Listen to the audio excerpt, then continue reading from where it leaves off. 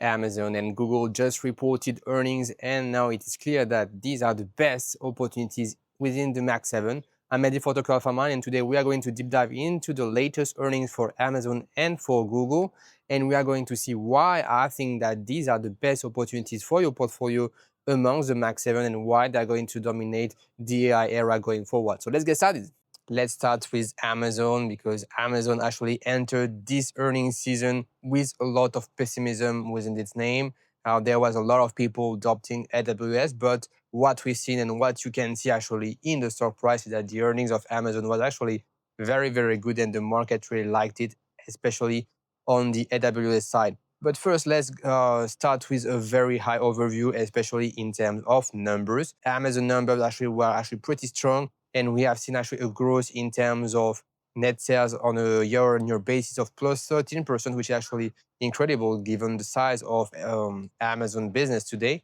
So this was actually very good. But what really actually impressed the street, I would say, is the growth of AWS. So last quarter, AWS was growing 17-18%, and this quarter, AWS reaccelerated exactly what was predicted by SemiAnalysis, especially on the back of Anthropic adoption.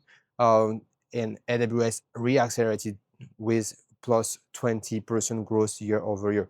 So this shows that in terms of net sales, or in terms of sales, basically, Amazon has actually a very stellar quarters. If we look at Amazon's revenue, Amazon top line on a segment by segment basis, so basically third-party services grew by 12%, subscription services grew by 11%, as we say, AWS grew by 20%.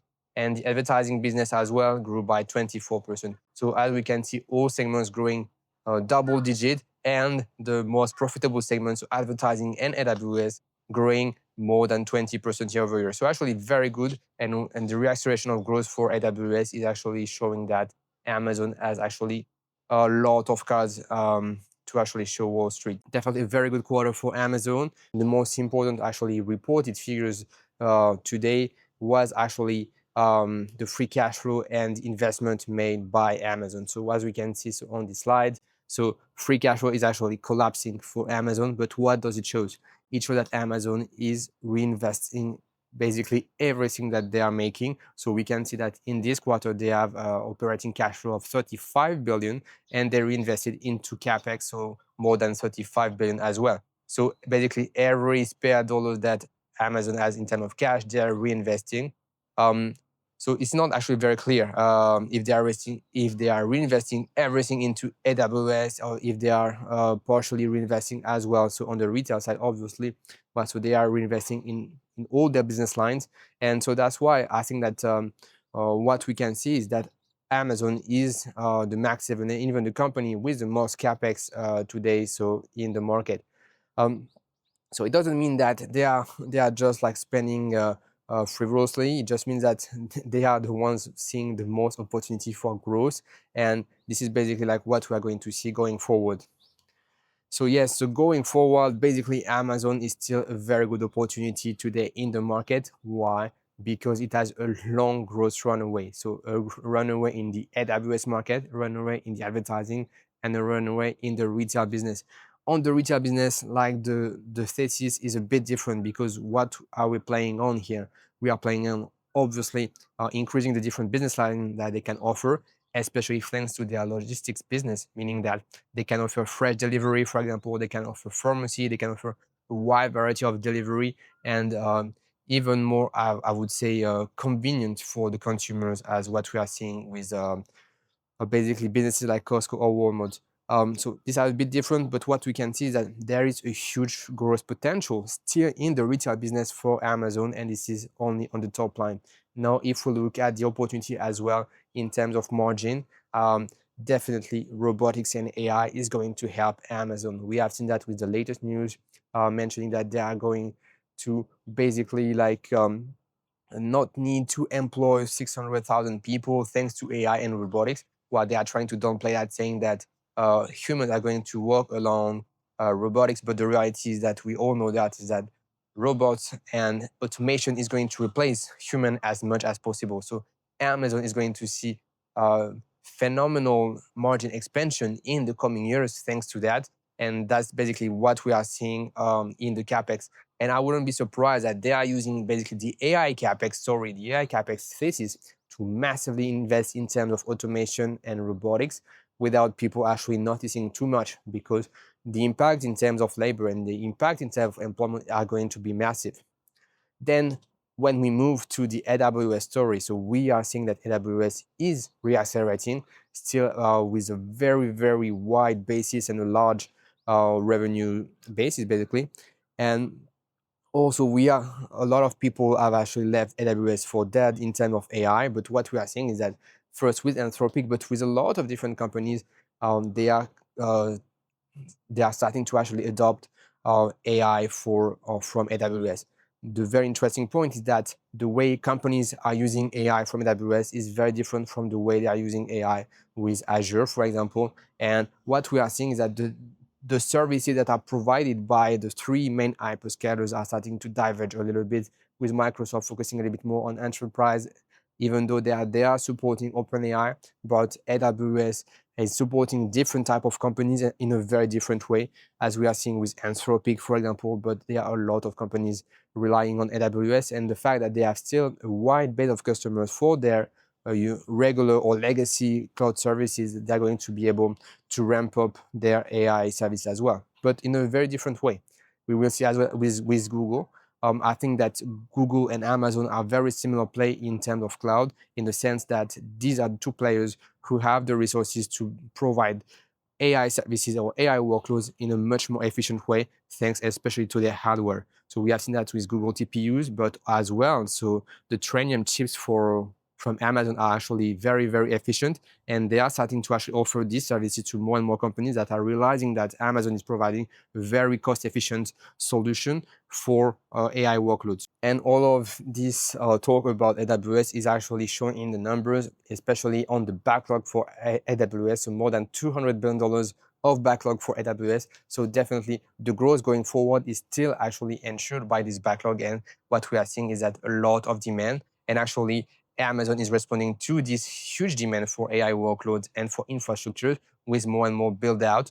And this is translating as well in the CapEx. So basically, Amazon is building, and is providing a lot of capacity to actually answer to this demand. And what we are seeing is that the demand for AI is actually continuing, and the hyperscalers like Amazon, Google, and Microsoft are definitely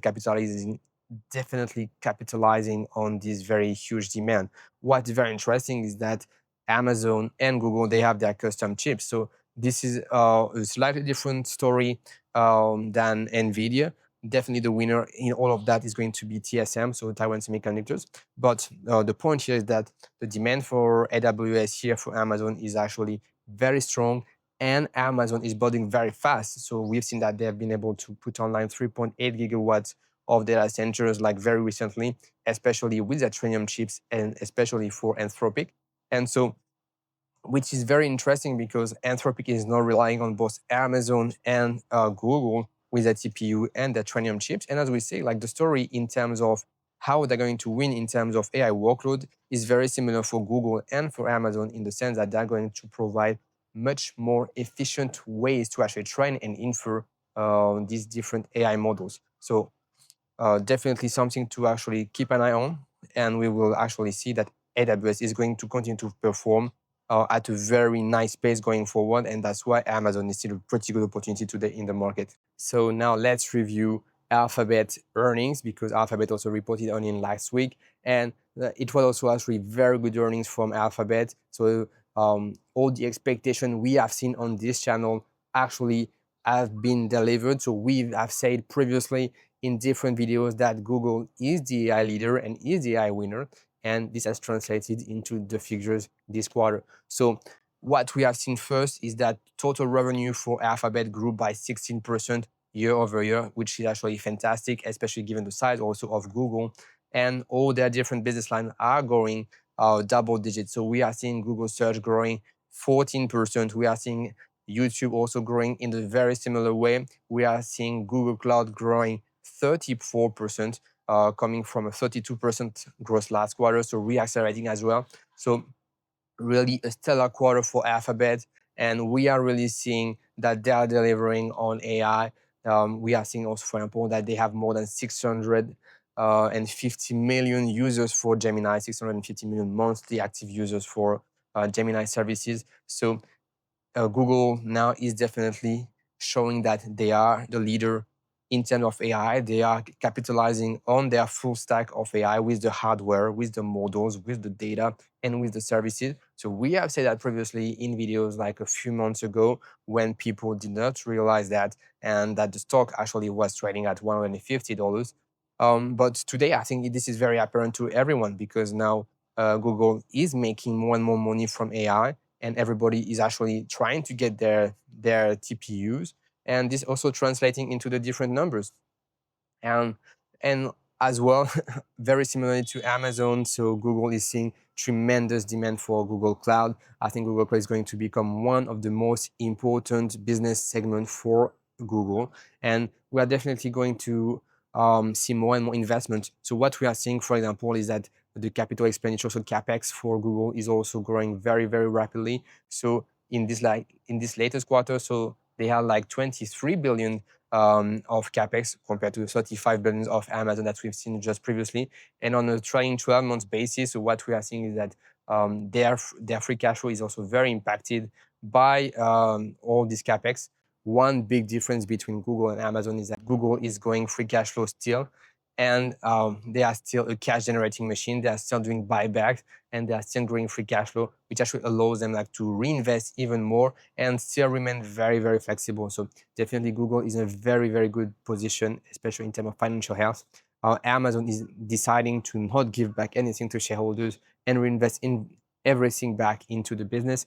Google has a much more balanced approach. So they are doing buybacks, so they are doing dividends, but they're also reinvesting very heavily into their AI infrastructures because the demand for AI apparently is very, very strong on both Google and Amazon. We are not going to cover the Microsoft earnings, but still, this is the very same story. So the demand for these workloads are very, very strong. This actually leads us to what's my Google takeaway and what are we doing going forward. So definitely, so we have done videos in the past about Google. So we were right, Google is winning the AI race, and they have actually positioned Google Cloud as one of the prominent hyperscalers for AI.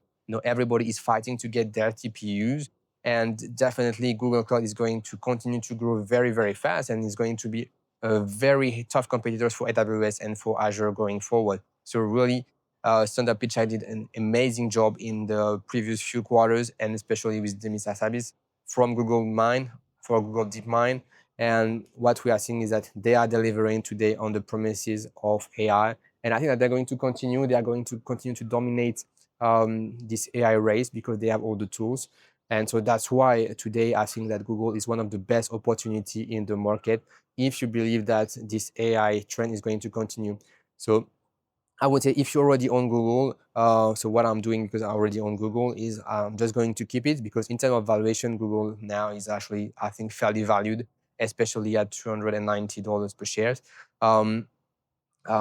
But definitely, the future is still bright for Google because they are growing EPS very rapidly. So today, like EPS is growing by more than 30%, even though that they have recognized a one-time gain, especially from their investment. But even with that, like the EPS is actually growing very, very fast. So we are seeing that the income from operation is growing by 9%, and so definitely like EPS is going to grow by more than 10% if we remove this. Okay, so now we have seen the results for Amazon and the results for Google. They were very, very good. And so what's the opportunity here? So definitely what I think is that Amazon and Alphabet are the best opportunities today in the Max 7.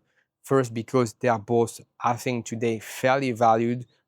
So they're not undervalued anymore, I think, and especially Google. Google was undervalued before, but today at $290 per share. If we look at their PE ratio, more than the 25 today, so their price to operating cash flow is also more than 20.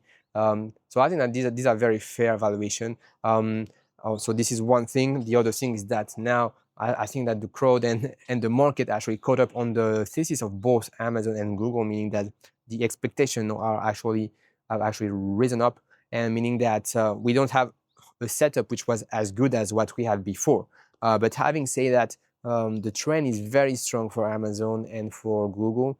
And so definitely, I wouldn't bet against these two companies. So definitely, I think that if you have this company in your portfolio, this is definitely a hold because they are going to continue to grow. The growth runway for Amazon is excellent. And in terms of AI, Google is going to dominate all aspects of it. They are very well positioned. So for both of these companies, we have seen stellar earnings. And the conclusion of today's video is that they are great companies and there are great opportunities today in the market. I think that they should be a cornerstone for everybody's portfolio. At today's price, are they buy? So this is something that, well, first is not financial advice, but on my side, I have a position in both Google and Amazon. So in my opinion, there are good opportunities still today, but I wouldn't really add at these prices, especially given the context of the market. Well, so thank you very much for watching this video today. So if you're interested in other content like this one, please check my other videos. Please subscribe, please like, and I see you in another one. Bye.